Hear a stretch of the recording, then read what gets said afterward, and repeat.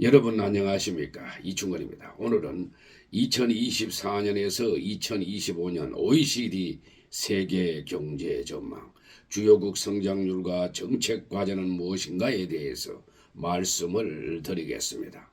방송에 앞서 아직 이충건 교수 방송의 구독자가 아닌 분은 동영상 아래 구독과 좋아요를 눌러주시기 바랍니다.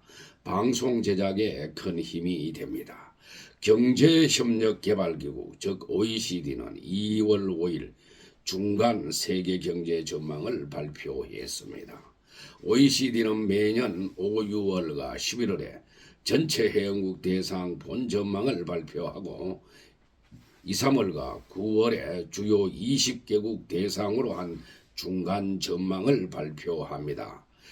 이번 전망 보고서의 타이틀 제목은 Growth Continuing at a Modest Pace Through 2025, 즉 2025년까지 완만한 속도로 성장을 지속한다는 것입니다. 그리고 성장 기반을 강화하는 기간으로 보았습니다.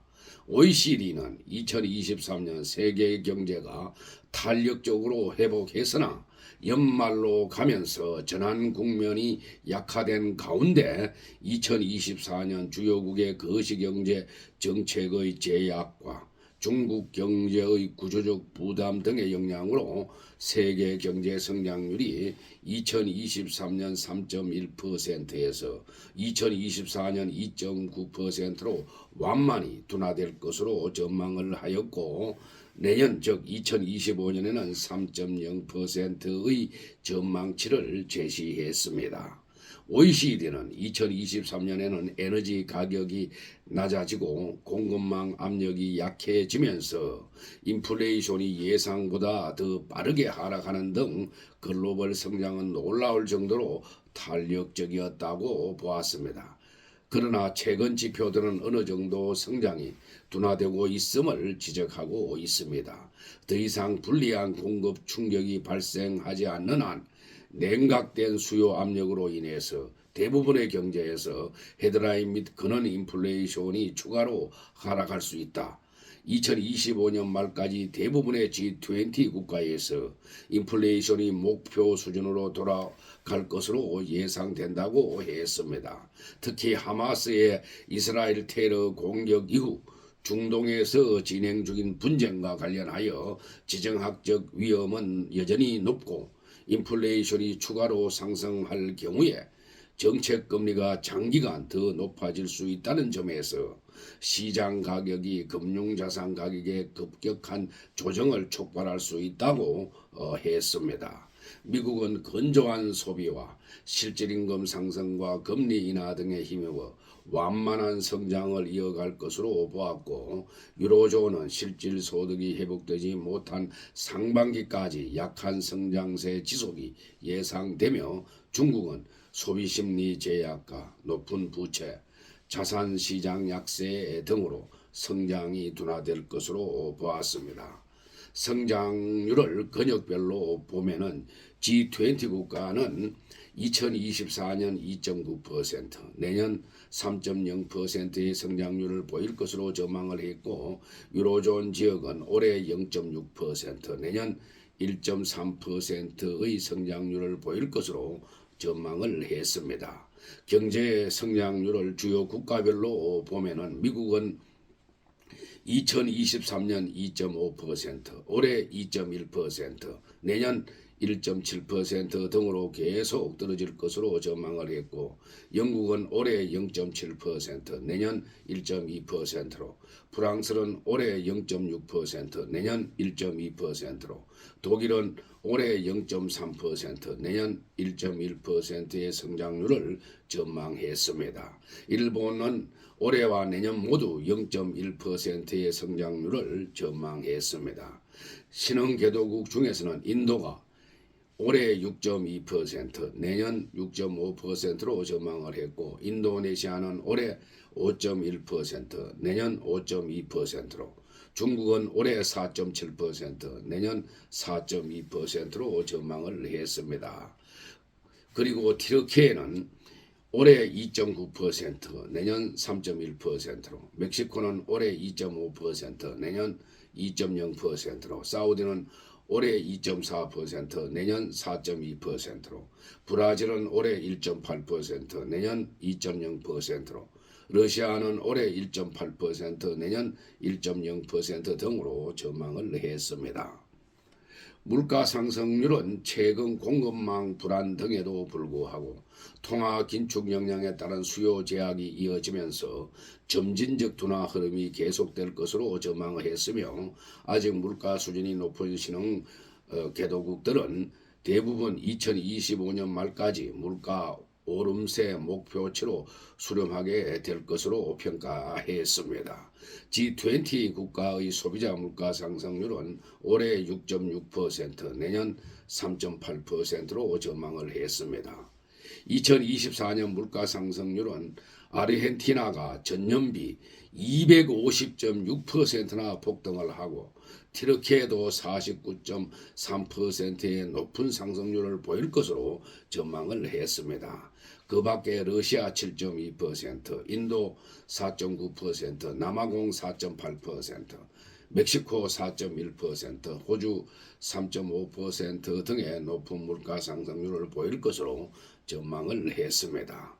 한편 우리나라의 경제 성장률은 올해 2.2%, 내년 2.1%로 전망을 했습니다. 이는 주요 기관들의 한국 경제 성장률 전망치와 비슷한 수치입니다.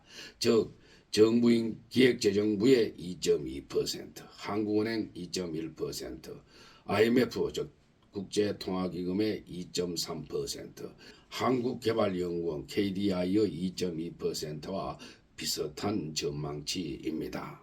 우리나라의 물가 상승률은 올해 2.7%, 내년 2.0%로 전망하여 내년부터 크게 안정될 것으로 보았습니다.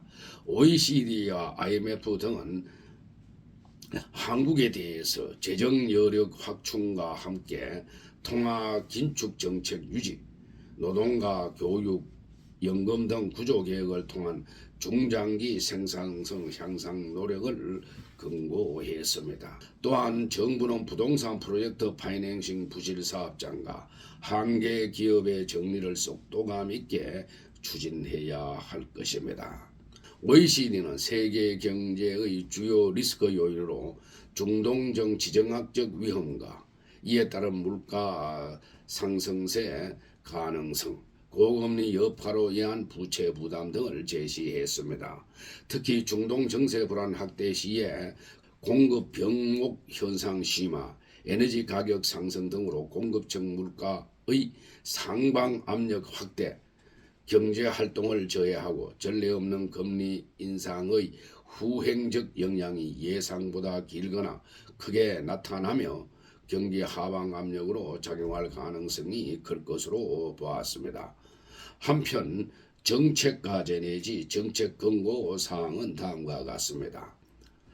물가 오름세 압력 등을 감안한 신중한 통화정책, 조세 지출 계획을 통한 재정 건전성 확보 등 정책 지원과 함께 교육 개혁을 통한 생산성 제고와 국제 공급망 및 자유무역 복원 등 지속 가능한 성장을 위한 구조적 노력의 필요성을 권고했습니다. 정책금리는 주요 선진국에서 최근 몇 달간 변동이 없었다. 정책이 수용적인 일본을 제외하고는 미래지향적인 실질금리가 긍정적이며 중앙은행의 대차대조표 감소가 잘 전달된 경로를 따라서 계속되고 있어 장기 금리에 대한 상승 압력이 가중되고 있다고 했습니다. 통화정책은 그런 인플레이션 압력이 지속적으로 억제되도록 신중할 필요가 있다고 보았습니다. 2024년 2, 4분기와 3, 4분기에 미국과 유로 지역에서 정책금리 인하가 시작되면서 인플레이션이 계속 완화되면 정책 금리를 낮추기 시작하는 범위가 존재하지만은 정책 당국의 입장은 당분간 제한적이어야 한다라고 했습니다.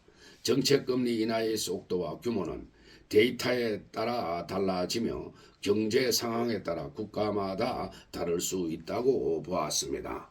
안정적인 상품 가격, 노동시장의 수급 불균형의 지속적인 축소, 서비스 부문의 비용 및 가격 압력 감소는 모두 정책금리 인하 시기를 결정하는 주요 요인이 될 것이라고 보았습니다.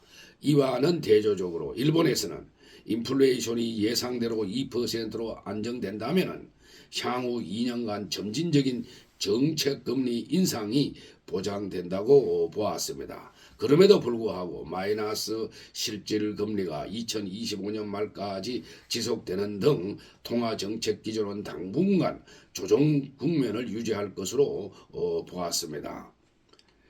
인플레이션이 매우 낮은 상태에서 중국은 금융 시스템 내의 유동성을 높이고 성장을 지원하기 위해서 지급 준비율과 일부 대출 금리를 계속 인하해 왔다.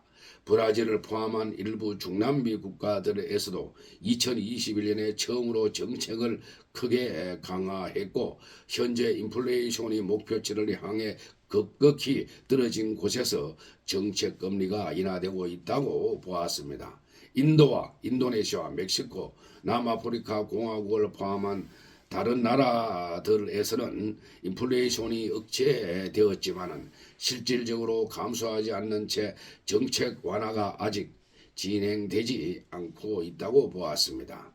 디스인플레이션이 지속된다면 향후 2년 동안 이들 경제 대부분에서 점진적인 정책 완화가 가능할 것이다.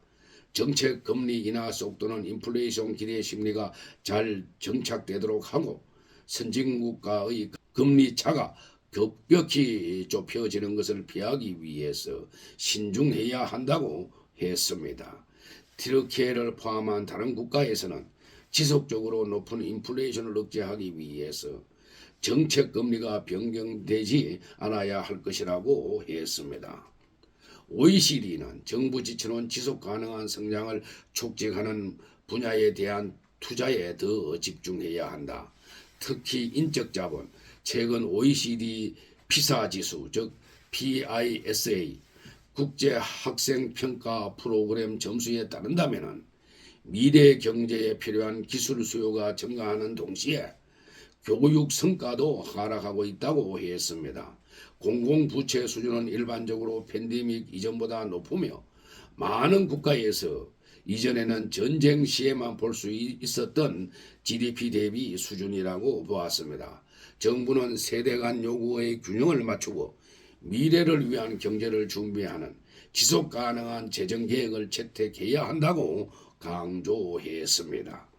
장기적인 성장과 기후 변화를 지원하는 데 필요한 지출을 보전하면서 공공부채를 포함하는 명확한 지출 및 세금 계획을 갖춘 신뢰할 수 있는 중기 재정 프레임워크는 미래의 충격에 대응할 수 있는 유연성을 제공하면서 지속 가능성을 보장하는 데 도움이 될 것이라고 했습니다. 금리 인하 여지가 있으나 인플레이션 압력 억제를 위해서 당분간 통화정책 스탠스를 제약적으로 유지하는 등 신중한 접근이 필요하고 조세와 지출 계획을 통해서 재정 여력을 확보하여 지속 가능성을 제고하며 교육 개혁과 글로벌 밸류체인 복원 등 구조적 노력이 필요하다고 했습니다. 최근 세계 경제에 대한 충격과 미래 성장 전망 하락으로 인해서 정부가 이미 직면한 장기적인 과제인 기후변화와 디지털화는 생산성과 투자 및 노동시장 참여를 향상하고 탈탄소화를 가속화하며 성장을 더욱 포용적으로 만들기 위한 구조개혁의 시급성을 강조한다고 했습니다. 오늘 방송은 여기서 마치겠습니다. 제 영상을 끝까지 시청해 주신 여러분들께 감사의 말씀을 드립니다.